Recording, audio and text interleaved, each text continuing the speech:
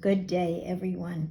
Today I'd like to talk about the Easter season, since we're still in the Easter season once again. And I'm going to use some excerpts from Ronald Rolheiser. He's an oblate of Mary Immaculate and the head of their School of Theology in Texas. And this is what he says about daily resurrection. What the resurrection of Jesus promises is that things can always be new again. It's never too late to start over. No betrayal is final. No sin is unforgivable. Every form of death can be overcome. There isn't any loss that can't be redeemed. The resurrection assures us that God never gives up on us, even if we give up on ourselves. That we can also regain lost innocence, move beyond bitterness, breathe out forgiveness on those who betray us, and because our God can raise bodies from the dead, and we can believe in the end that all will be well, including our own lives. However, the challenge of living this out is not just that of believing that Jesus rose physically from the grave, but also to believe that no matter our age, mistakes, betrayals, wounds, and deaths, we can begin each day afresh, stunned at the newness of it all. No matter what we've done, our future is filled with wonderful new possibilities.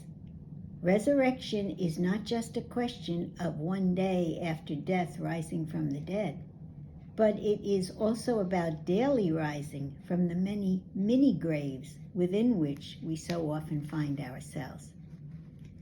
How does belief in the resurrection help us rise from these mini graves?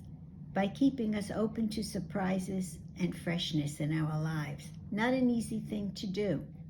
We are human, and we cannot avoid falling into depression, bitterness, sin, cynicism, and the tiredness that comes with age.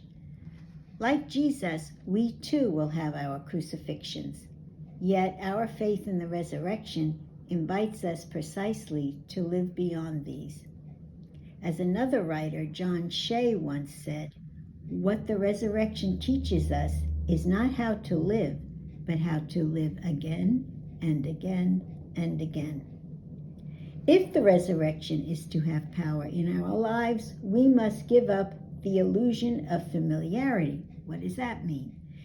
Well, this pertains to all that's nearest to us, because the most common disease that eats away at our marriages, families, communities, friendships, and simply the joy we might have in living is precisely the disease of familiarity.